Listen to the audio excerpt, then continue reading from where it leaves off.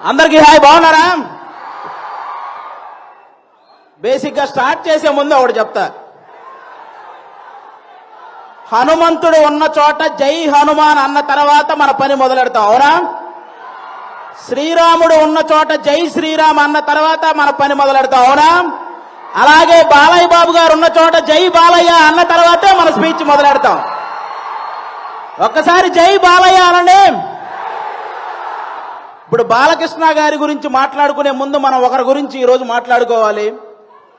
ప్రపంచంలో మనం ఏ మూలన ఉన్నా నేను తెలుగువాణ్ణి అని గర్వంగా ధైర్యంగా చెప్పుకుంటున్నాము అంటే ఆ గర్వం పేరు, ఆ ధైర్యం పేరు నందమూరి తారక రామారావు గారు. శ్రీరాముడు, శ్రీకృష్ణుడు ఈ దేవుళ్ళు ఎలా ఉంటారో మనకు తెలియదు, కానీ రామారావు గారు ఆ పాత్రలు వేసినప్పటి నుంచి శ్రీకృష్ణుడుగా ఆయన ఫోటోలే ఇంట్లో పెట్టాం, శ్రీరాముడుగా ఆయనకే చేతులెత్తి దండం పెట్టాం, అవునా కాదా? అలాగే మీరందరూ గమనించినట్టయితే మీ రామారావు గారి గురించి చెప్పాలంటే నాకు అంటే చిన్నప్పటి నుంచి ఆయన సినిమాలు ఎన్నో చూసి పెరిగా. మీరు బొబ్బిలి పులి అనే ఒక సినిమా చూసారా? మీరు లాస్ట్ లో ఒక 15 నిమిషాల కోర్టు సీన్ ఉంటుంది, అది ఒక్కటి చూడండి చాలు. ఆయన గాంభీర్యం, ఆయన బాడీ లాంగ్వేజ్, ఆయన డైలాగ్ మాడ్యులేషన్, అలాంటి వ్యక్తిని పుట్టిన ప్రతి ఒక్కరూ స్మరించుకోవడం తప్ప మళ్ళీ అలాంటి నటులు, అలాంటి నాయకులు మళ్ళీ పుట్టరు. అలాంటి రామారావు గారి గురించి ఈరోజు బాలకృష్ణ గారి సమక్షంలో ఆయన 101వ జయంతి సందర్భంగా స్మరించుకోవటం నిజంగా అదృష్టంగా భావిస్తున్నాను sir. Thank you so much. Telugu జాతి గౌరవాన్ని రామారావు గారు కాపాడితే రామారావు గారి గౌరవాన్ని ఒక పక్క దమ్మున్న సినిమాలు చేస్తూ ఇంకో పక్క నిజాయితీ గల రాజకీయాలు చేస్తూ కాపాడుకుంటూ వస్తున్న వ్యక్తి మన నందమూరి బాలకృష్ణ గారు. నందమూరి బాలకృష్ణ గారు మీరందరూ గమనించినట్లయితే చాలా మంది బాలకృష్ణ గారు ఎవరినో కొట్టారు, బాలకృష్ణ గారు ఎవరినో తిట్టారు అని రాస్తుంటారు. కానీ బాలకృష్ణ గారు కొన్ని వేల మంది పేద ప్రజల బతుకులు నిలబెట్టారు, అది రాయాలి. సినిమాలు, రాజకీయాలు చేయటం పెద్ద విషయం కాదు, కానీ బసవతారకం అనే ఒక క్యాన్సర్ హాస్పిటల్ ద్వారా ఎంతో మంది పేదవాళ్ళకి సహాయం చేయడం అనేది నిజంగా చాలా చాలా పెద్ద విషయం, చాలా గొప్ప విషయం. ఈ సమాజంలో ఎంతమందికి భయం, బాధ్యత ఉన్నాయో నాకు తెలియదు, కానీ బాలకృష్ణ గారితో పనిచేసే ప్రతి ఒక్కరికి ఆ భయం, బాధ్యత రెండూ ఉంటాయి, ఇదైతే షూర్. అంటే బాలకృష్ణ గారి సినిమాలు చాలా మందికి చాలా ఇష్టం ఉంటాయి, నాకు చాలా సినిమాలు ఇష్టం. అందులో సార్ బొబ్బిలి సింహం అనే ఒక సినిమా సార్. మీరు వైట్ అండ్ వైట్ పంచకట్టుతో నడుచుకుంటూ వస్తుంటే వెనక శ్రీరాముడి శ్లోకం వస్తుంటది. మీనా గారు మిమ్మల్ని అలా చూస్తూ ఉండిపోతారు. నాకు తెలిసి రామారావు గారి తర్వాత మళ్ళీ పంచకట్టులో అంత అందంగా ఉండే హీరో మన బాలకృష్ణ గారు. నిజంగా మీరందరూ అదృష్టవంతులు, ఎందుకంటే ఒక జనరేషన్ వాళ్ళు మాకు గుర్తుండిపోయే సినిమాలు కావాలి అని అడిగారు. ఆదిత్య 369 అలాగే భైరవ దీపం ఇలాంటి సినిమాలు మీకు ఇచ్చారు. ఒక జనరేషన్ వాళ్ళు మేము తొడగొట్టే సినిమాలు కావాలని అడిగారు.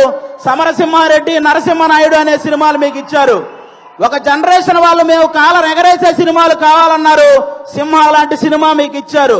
ఇంకొక జనరేషన్ వాళ్ళు మేము మేసం తిప్పే సినిమా కావాలన్నారు, లెజెండ్, అఖండ, భగవంత్ కేసరి ఇలాంటి సినిమాలు మీ అందరికీ ఇచ్చారు. జనరేషన్లో మారిన బాలకృష్ణ గారి ఎనర్జీ ఏంట్రా బాబు అలా ఉందని అడుగుతుంటారు. జనరేషన్లో మారితే మనుషులు మారుతారు, టెక్నాలజీలు మారుతాయి. బాలయ్య బాబు గారి ఎనర్జీ ఎందుకు మారుతురా బ్లడీ ఫూల్ అని చెప్పండి. అంటే స్టాక్ మార్కెట్ గ్రాఫ్ అయినా పెరగటం తగ్గటం ఉంటుంది, కానీ ప్రజెంట్ బాలయ్య బాబు గారి మార్కెట్ గ్రాఫ్ పెరగటం తప్ప తగ్గటం లేదు. అంటే అటు పక్క సినిమాల్లో అన్స్టాపబుల్, ఓటీటీలో అన్స్టాపబుల్, రాజకీయాల్లో అన్స్టాపబుల్, సేవ చేయడంలో అన్స్టాపబుల్, అనవసరంగా దూరిన వాడిని కొట్టడంలో అన్స్టాపబుల్, అవసరం అని అడిగిన వాడికి పెట్టడంలో అన్స్టాపబుల్.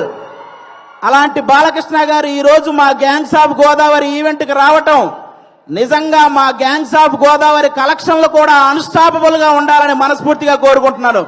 మా సినిమా ఎలా ఉండబోతుంది అంటే 10 నిమిషాల్లో క్లోజ్ అయ్యే పబ్బు ముందు జై బాలయ్య అనే స్లోగన్స్ వస్తే ఎంత కిక్ వస్తుందో మా గ్యాంగ్స్ ఆఫ్ గోదావరి సినిమా అంత కిక్ ఇస్తుంది మీకు. బాలకృష్ణ గారి చేతిలో ఉన్న మైక్ స్టైల్ గా అలా ఎగరేసి పట్టుకున్నప్పుడు ఎంత కిక్ వస్తుందో మా గ్యాంగ్స్ ఆఫ్ గోదావరి సినిమా అంత కిక్ వస్తుంది. బాలకృష్ణ గారు ఇంట్రెస్టింగ్ గా మాట్లాడుతున్నప్పుడు మధ్యలో ఫోన్ వస్తే ఆ ఫోన్ తీసి స్టైల్ గా ఇసిరేసినప్పుడు ఎంత కిక్ వస్తుందో మా గ్యాంగ్స్ ఆఫ్ గోదావరి సినిమా అంత కిక్ వస్తుంది. పద్ధతిగా ఫోటో దిగాల్సినోడు ఫోన్ తెచ్చి మొహాన పెట్టినప్పుడు బాలకృష్ణ గారు అలా తడితే మీకు ఎంత కిక్ వస్తుందో మా గ్యాంగ్స్ ఆఫ్ గోదావరి సినిమా అంత కిక్ వస్తుంది. బాలకృష్ణ గారి సినిమాల్లో సెకండ్ హాఫ్ లో వచ్చే క్యారెక్టర్ మనకి ఎంత కిక్కిస్తుందో ఈ గ్యాంగ్స్ ఆఫ్ గోదావరి సినిమా కూడా అంత కిక్కిస్తుంది. ఫైనల్ గా ఒక మాటలో చెప్పాలంటే మ్యాన్షన్ హౌస్ వేస్తే ఎంత కిక్ వస్తుందో మా గ్యాంగ్స్ ఆఫ్ గోదావరి కూడా అంతే కిక్కిస్తుంది. ఒక్క మాట బాలయ్య బాబు గారి పర్మిషన్ తో చెప్పాలనుకుంటున్నాను. రేపొద్దున నందమూరి నటసింహం, కొణిదెల కొదమసింహం అసెంబ్లీలో అడుగు పెడితే ఎంత కిక్ వస్తుందో మా గ్యాంగ్స్ ఆఫ్ గోదావరి కూడా అంతే కిక్ వస్తుంది. ఇది మీరందరూ గుర్తుపెట్టుకోవాలని నేను కోరుకుంటున్నాను. అలాంటి బాలయ్య బాబు గారు ఈ రోజు మా ఈవెంట్కి రావడం నిజంగా మా అదృష్టం. Thank you sir, thank you so much. ఈ సినిమాలో విశ్వక్సేన్ గారు ఒక 28 ఏళ్ల కుర్రాడు రత్న అనే పేరుతో థియేటర్లో చేయబోయే మాస్ జాతరను మీరందరూ రేపు 31వ తేదీ చూడబోతున్నారు. మామూలు విషయం కాదు. అతను విశ్వక్సేన్ అనే అతను సినిమాలు చేస్తే ఒకటి పెట్టిన డబ్బులు వెనక్కి వస్తాయి, లేకపోతే లాభాలు వస్తాయి, నష్టాలు మాత్రం రావు. అలాంటి పర్ఫార్మర్ అతను. 24 క్రాఫ్ట్స్ మీద పట్టున్న వ్యక్తి మన విశ్వక్సేన్ గారు. అలాంటి వ్యక్తికి ఈ సినిమా పెద్ద విజయాన్ని ఇవ్వాలని మనస్ఫూర్తిగా కోరుకుంటున్నాను. ఇక డైరెక్టర్ కృష్ణ చైతన్య గారు తన మైండ్ లో గుర్తొచ్చిన డైలాగును మీ మైండ్ లో గుర్తుండిపోయేలా రాసే రైటర్ కమ్ డైరెక్టర్ మన కృష్ణ చైతన్య గారు. మనందరికీ త్రివిక్రమ్ గారు అంటే చాలా ఇష్టం. త్రివిక్రమ్ గారికి కృష్ణ చైతన్య అనే వ్యక్తి చాలా ఇష్టం. కాబట్టి ఈ సినిమాలో ముఖ్యంగా కుప్పలుగా డైలాగులు ఉంటాయి. మీరు అవన్నీ కూడా ఎంజాయ్ చేస్తారు. నెక్స్ట్ అంజలి గారు మిమ్మల్ని సీత అనే ఒక క్యారెక్టర్ తో మైమరిచిపోయేలా చేసింది. గీతాంజలి అనే ఒక క్యారెక్టర్ తో భయపించేలా చేసింది. ఈ రోజు ఈ రత్నమాల క్యారెక్టర్ తో ఆ 2 క్యారెక్టర్లు మర్చిపోయేలా చేయబోతుంది అంజలి గారు. ఇంకో పక్క మా నేహా శెట్టి డీజే టిల్లునే భయపెట్టిన రాధిక.